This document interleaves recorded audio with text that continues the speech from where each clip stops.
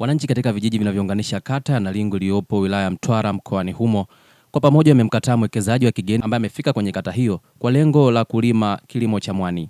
Haya yamejiri wakati wa kikao cha pamoja baina ya wananchi wa kata ya Nalingu mbele ya mkuu wa wilaya ya Mtwara, ambapo wamedai kuwa mwekezaji huyo hitaji kumiliki eneo kubwa na kuacha wananchi wakipata tabu ya maeneo kwa ajili ya shughuli ya uvuvi. Amefika Mnazi, amenunua eneo ndogo tu kwa ajili ya kukaa, kama alivyozungumza mwenyekiti kwamba yule nila ana uwezo wa kuishi, kwa sababu hatuna uwezo wa kumtoa, kwa sababu kama amefika Mtwara kwenye uongozi huo, maana yake ni mtu mwema.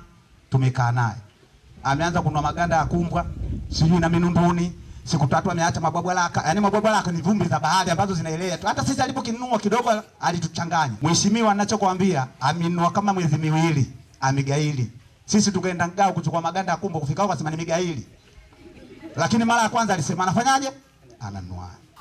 Tunampinga mwekezaji kwa sababu hajafika kwetu tukamuelewa nini anachokihitaji.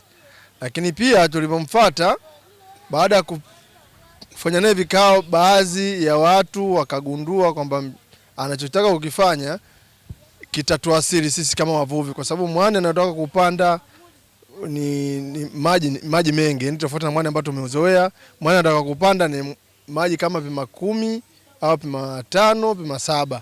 Kwa hiyo ukiangalia hayo maji ambayo tunayasemea hapa ndio maji ambayo watu wafanyaje, wanavua. Mimi binafsi yangu, kwa maono yangu, nasema ujaji wa mwekezaji ulikuwa na makosa ya kiufundi.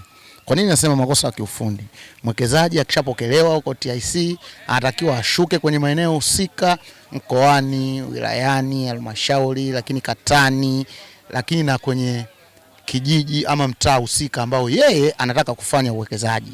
Ndio maana umeona hizi sintofahamu, lakini tunashukuru kwa ujio wa mkuu wa wilaya. Amesema yule mwekezaji asimame kwanza ili jambo lianze upya, watu wakae, tupeane elimu, tuelewane.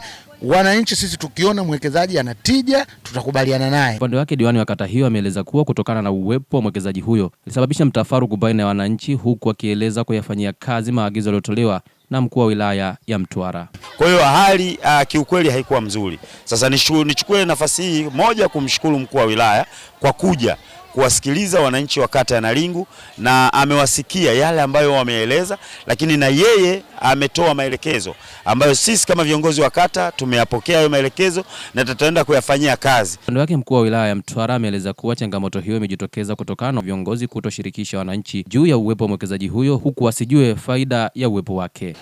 Tatizo kubwa ambalo lipo, wananchi wakasema kwamba kuna mwekezaji ambaye amekuja kuwekeza hapa katika kilimo cha mwani, na hasa kilimo cha mwani unajua kinafanyika baharini, na wananchi wa hapa maisha yao yote wanategemea bahari katika masuala ya uvuvi. Sasa kubwa zaidi ambalo limekuja, kulikuwa hakuna ushirikishwaji ule wa wananchi kutoka kwenye ngazi hizi za viongozi ambao wamemleta mwekezaji, lakini pia na wananchi. Kwa hiyo wananchi wakawa hawaelewi mwekezaji anakuja kuwekeza nini hasa, lakini pia wao watanufaika vipi na mwekezaji. Lakini licha ya kwamba atanufaika vipi na mwekezaji, hawakufika katika maeneo haya kuweza kuzungumza na wananchi. Kwa hiyo kikubwa ambacho tumetoa maagizo, tumezungumza na wananchi, wamesema kile tumewasikia, na kikubwa ambacho tumekubaliana kwamba mwekezaji kwa sasa hataanza shughuli zake mpaka pale atakapopita kwenye maeneo haya kukutana na wananchi na kueleza uwekezaji wake utakuwa na manufaa gani kwao. Lakini pia kwa sasa uongozi wa kata mpaka kijiji wakiongozwa na mheshimiwa diwani mwagiza kwamba waandae hivyo vikao, lakini pia mikutano hiyo ambao utakutanisha wananchi pamoja na watu wengine ili kuhakikisha kwamba mchakato unakwenda vizuri. Na mara baada ya hapo basi wananchi wanasema hawana hiana. Kufikia hapo hatuna la ziada. Mimi ni Heri Abdalla na hii ni Chivihi Media.